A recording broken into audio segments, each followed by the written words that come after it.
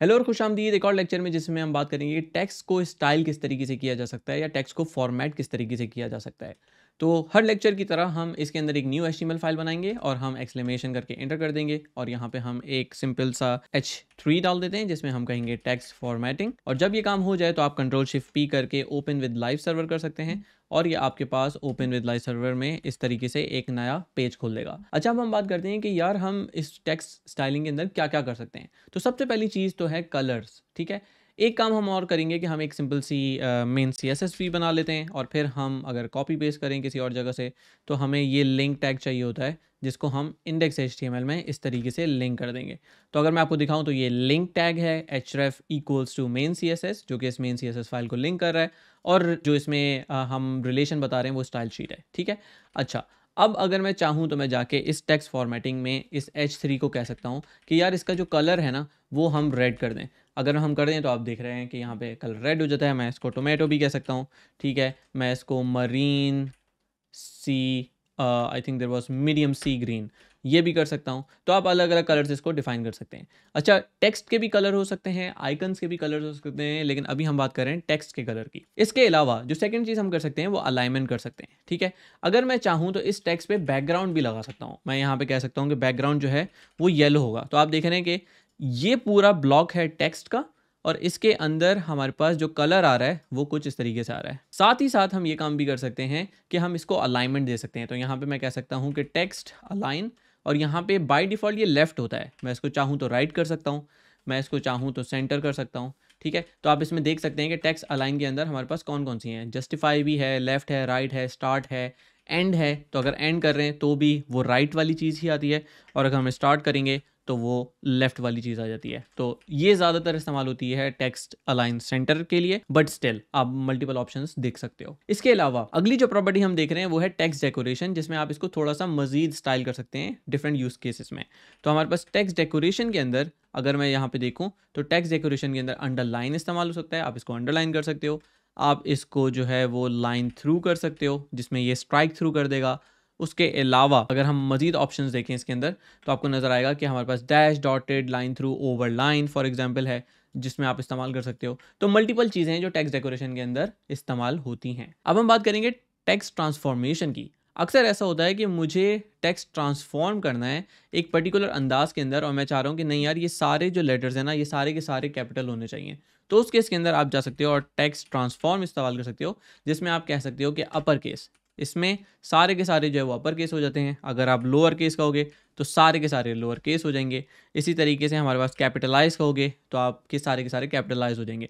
अच्छा, कैपिटलाइज के अंदर एक चीज़ इंटरेस्टिंग ये है कि अगर इस एफ को मैं छोटा कर दूं इस तरीके से तो भी आप देख रहे हो कि CSS जो है उसको कैपिटलाइज कर रही है। तो अगर ये T भी छोटा होता तो भी ये कैपिटलाइज हो जाता। तो कैपिटलाइज में ये हर वर्ड का पहला लेटर जो है वो कैपिटलाइज कर देता है। ठीक है, इसके अलावा देखते हैं इसके अंदर क्या ऑप्शन है। इसमें हमारे पास नन है, इनहेरिट है, इनिशियल है और अनसेट है। नन का मतलब ये है कि हम कोई ट्रांसफॉर्मेशन इसके अंदर नहीं लगाएंगे, जैसा हमारे पास कोड के अंदर होगा वैसा का वैसा नजर आएगा। तो यहाँ पे टेक्स्ट फॉर्मेटिंग था, अगर मैं F छोटा कर दूं तो F यहाँ पे छोटा हो गया, अगर मैं यहाँ T छोटा कर दूं तो T छोटा हो गया। तो नन का मतलब है कि कोई इस पे अप्लाई नहीं हो रही होगी। सिमिलरली हमारे पास टेक्स्ट इंडेंटेशन है, ये बड़ी इंटरेस्टिंग है। मैं यहाँ जाके दो पैराग्राफ एलिमेंट्स क्रिएट करूंगा। तो फॉर एग्जाम्पल मैं कहता हूँ एक P टैग है, यहाँ पे अगर मैं लॉरम 10 कहता हूँ तो मेरे पास एक लॉरम इप्सम आ गया और मैं इसको कॉपी पेस्ट कर दूंगा तो मेरे पास दो पैराग्राफ्स आ गए। अब मैं चाह रहा हूँ कि जो सेकंड पैराग्राफ है ना इसको मैं थोड़ी सी इंडेंटेशन दे दूं टेक्स्ट की, जिसका मतलब है लेफ्ट साइड से ये थोड़ा सा आगे बढ़ जाएगा।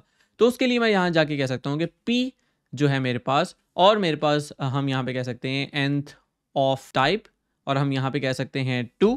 अगर ये सेकंड P है मेरे पास और मैं जाके यहाँ पे कहता हूँ कि टेक्स्ट इंडेंटेशन जो है वो 16 पिक्सल हो जाए तो आपको नजर आएगा कि ये यहाँ पे इंडेंटेशन आ गई। आप इसको चाहो तो आप इसको 40 पिक्सल कह सकते हो और ये इस तरीके से चला जाएगा।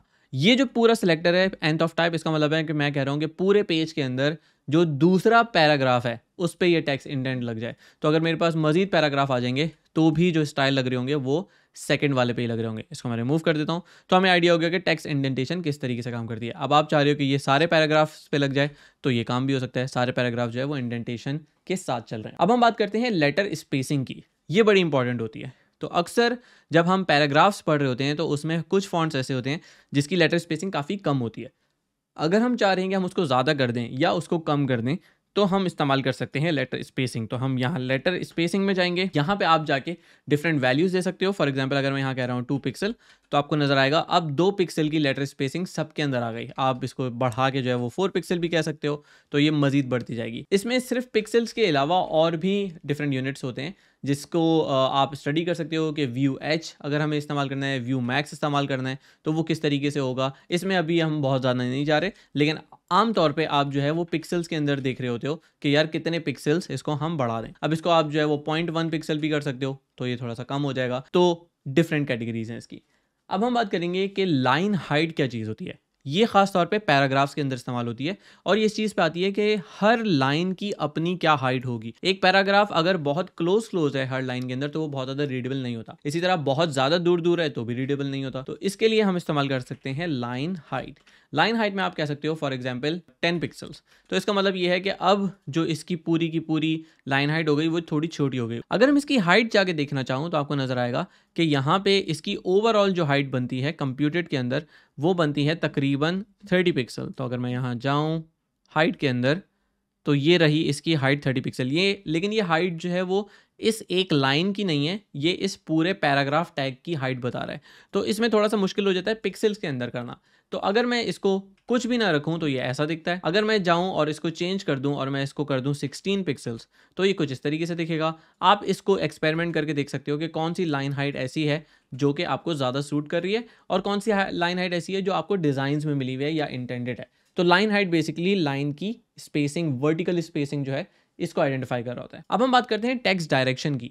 टेक्स्ट डायरेक्शन जो है वो ये चीज़ बताती है कि हम राइट टू लेफ्ट इस्तेमाल कर रहे हैं या लेफ्ट टू राइट। तो आप यहाँ पे अगर इस्तेमाल करोगे डायरेक्शन या डायरेक्शन, और यहाँ पे आप देखोगे तो लेफ्ट टू राइट है, राइट टू लेफ्ट है। अगर मैं इसको राइट टू लेफ्ट कर दूं तो आपको नज़र आएगा ये पूरा चेंज हो गया। तो जो उर्दू, अरबिक इस तरह की लैंग्वेजेस हैं उसके अंदर RTL चलता है, और जो इंग्लिश या इस तरह की लैंग्वेजेस हैं उसमें लेफ़्ट टू राइट चलता है इस तरीके से। ठीक है, आप एक चीज़ नोटिस करोगे कि अगर मैं इसको RTL कर दूं तो भी टेक्स्ट इंडेंटेशन काम कर रही है, लेकिन इस दफ़ा वो इंडेंटेशन इस तरफ से चल रही है, राइट साइड से। अगर मैं यहाँ से टेक्स्ट इंडेंट हटा दूँ तो आपको नज़र आ रहा है ये बिल्कुल कोने पर चला गया।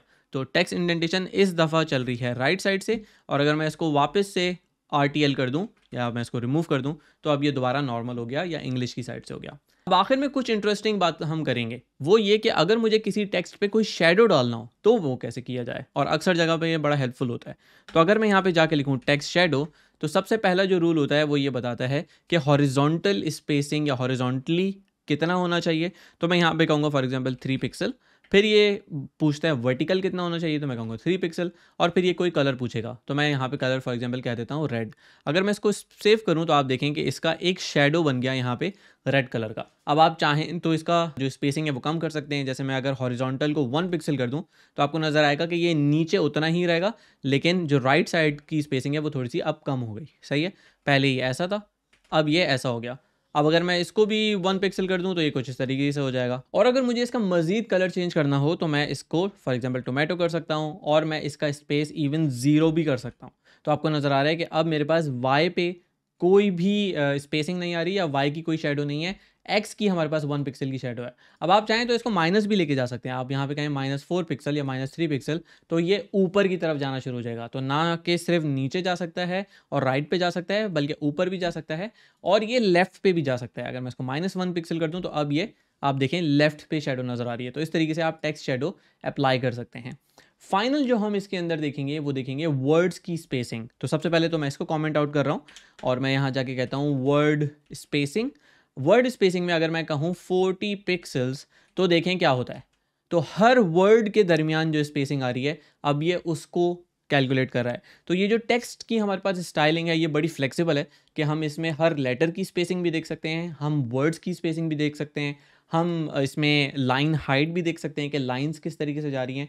तो it gives you a lot of freedom कि आप इसको किस तरीके से ट्राई करें। तो ये वो 10 डिफरेंट प्रॉपर्टीज़ थी जिसके बारे में हमें बात करनी थी। तो आई होप कि आपको टेक्स्ट के हवाले से अच्छी खासी नॉलेज अब आ गई होगी। इस वीडियो को देखने का बहुत शुक्रिया। अगर आपने ये वीडियो आखिर तक देख लिया है तो इस पर कमेंट कीजिए कि मैं ये वीडियो आखिर तक देख चुका या देख चुकी। ये कोर्स बिल्कुल मुफ्त है, तो आपके कमेंट से इस वीडियो को आगे तक पहुंचने में बहुत ज़्यादा हेल्प होगी। तो इस वीडियो को यहीं पर ख़त्म करते हैं। आप यहाँ पे देख सकते हैं अगली वीडियो। तो मैं आपसे मिलता हूँ अगली वीडियो में।